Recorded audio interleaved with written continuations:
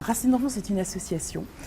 Et l'aventure de cette association a commencé en fait au début de ce siècle. En Afrique et plus particulièrement au Sénégal. Les jardins d'enfants, les maternelles. Comment imaginer une structure pareille en Afrique, au Sénégal et en brousse. Nous bâtissons des structures.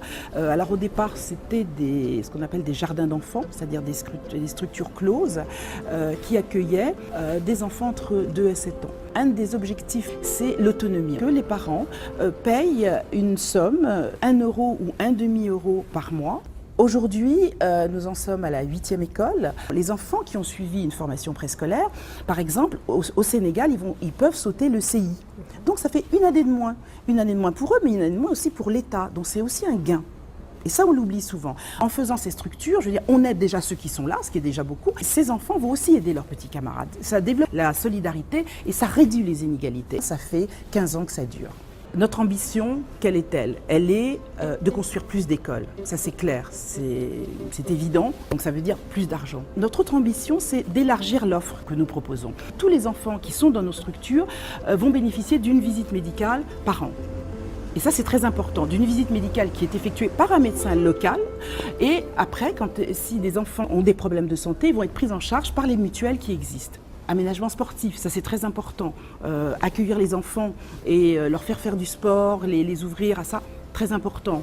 Sur le plan pédagogique, depuis 2008, l'État nous octroie des instituteurs. Donc c'est eux qui enseignent avec des livrets scolaires sénégalais. À partir des moyens limités de ces villages, on a réussi vraiment à construire de belles structures, parce qu'elles sont très belles, nos structures, des structures efficaces, et à fédérer toute cette population autour de ce projet. Racines d'enfance. On va le plus en amont possible à la racine des problèmes pour pouvoir éclore.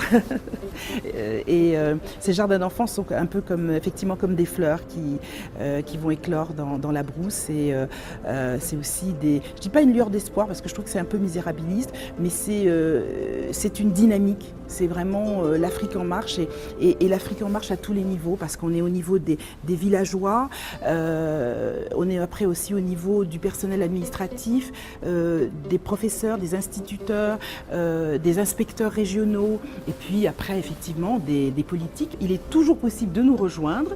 Il faut savoir que seules les personnes qui vont sur le terrain votent dans notre association. L'aide doit apprendre à se passer d'elle.